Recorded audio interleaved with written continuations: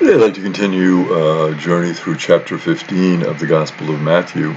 We've been talking about the story of the Canaanite woman and seeing some of the implications of that story for the role of women in the church and the role of women in the liturgy. It's interesting the different levels of meaning that the story presents to us. In verse 23, this is after the woman has asked Jesus for mercy and pleaded for a cure. In verse 23 it says, "But he did not say a word in answer to her."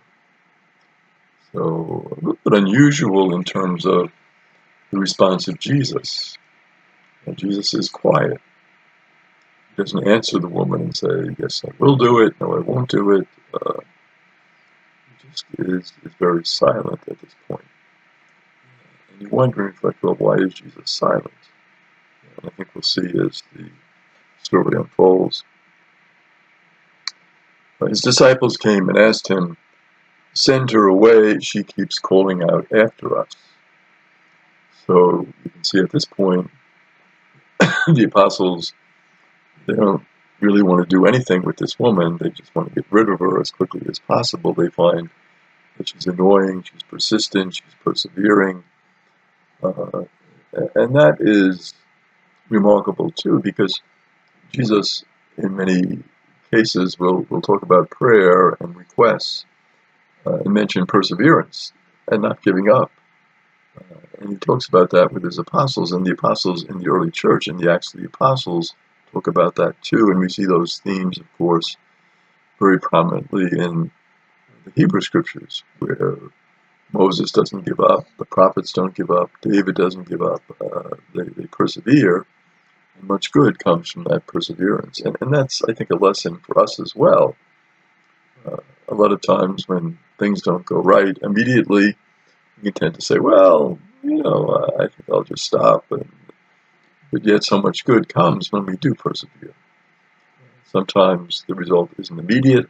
Sometimes the result can be in months. Sometimes the result can be in years. But the importance of perseverance.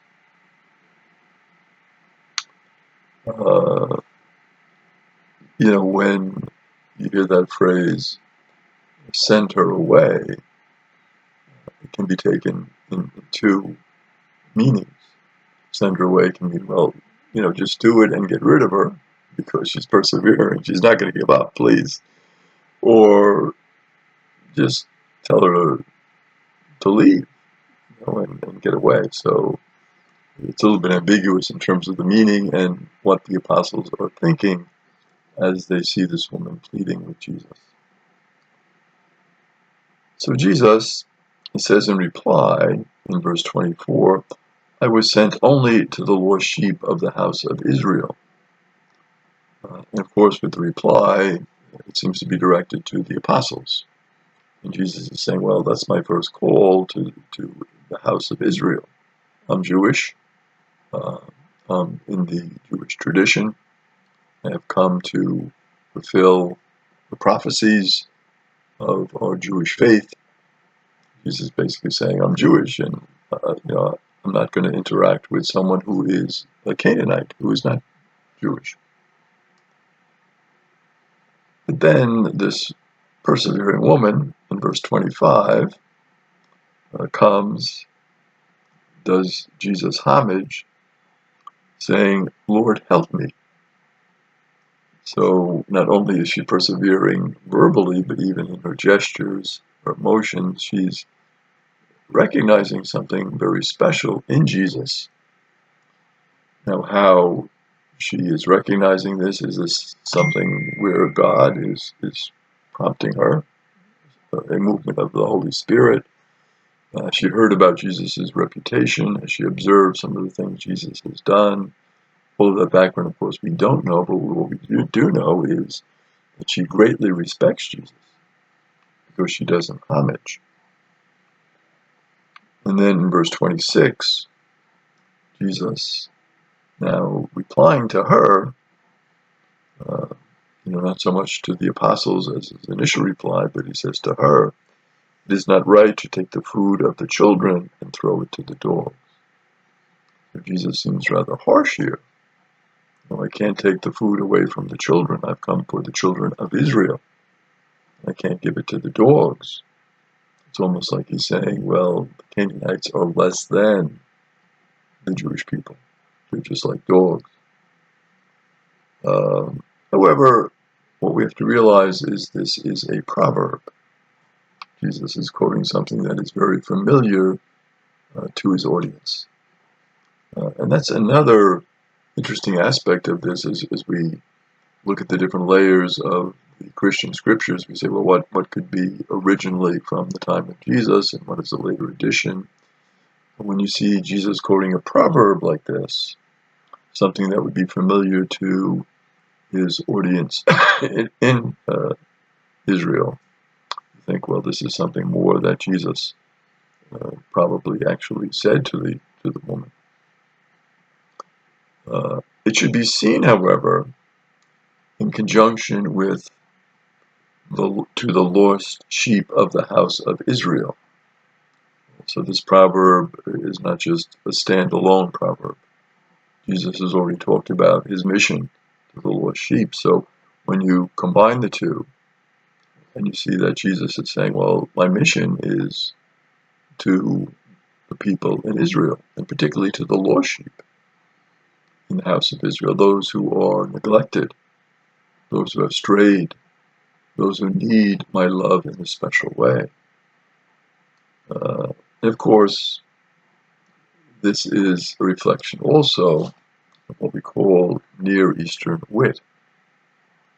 The woman is saying, her piece, and Jesus is kind of saying his. So they're kind of going back and forth. And in the Near East, of course, if someone presented a riddle, you would go back with another riddle. And so, proverb to proverb, riddle to riddle, Jesus is showing his sense of humor, which is a little foreign to us. We don't go back and forth like this, but of course we do like riddles, and we do like back and forth with jokes, and this is similar to that. You try to cap one wise saying with another wise saying. You say, well, who is wiser? Is my saying wiser? Is your saying wiser? And to match insult with insult. So that, again, is the wordplay that seems to be going on here, or to turn the insult into a commitment. Jesus is engaging really in a duel of wits, which have been typical in Palestine.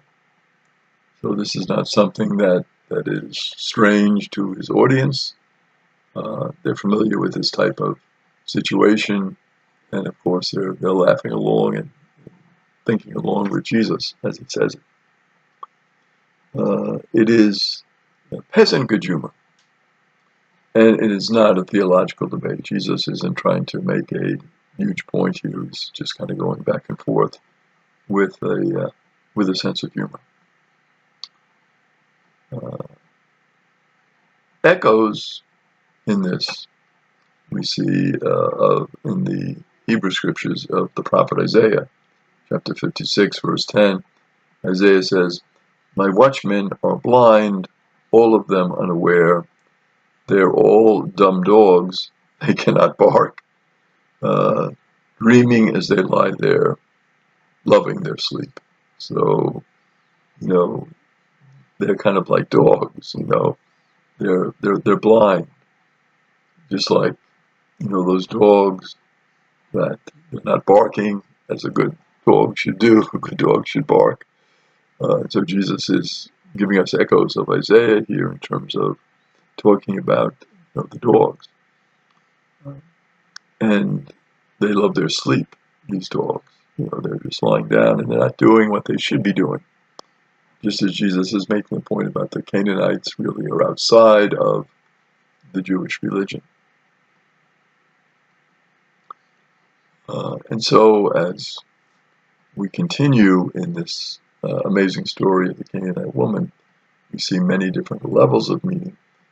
But I think the main thing here to appreciate is what seems to us like a harsh saying, really when we understand it in terms of the context of the times. When Jesus says it is not right to take the food of the children and throw it to the dogs, he's really engaging in a wordplay. He's being witty, exchanging proverbs, and just basically making the point that his mission is first to the people of Israel.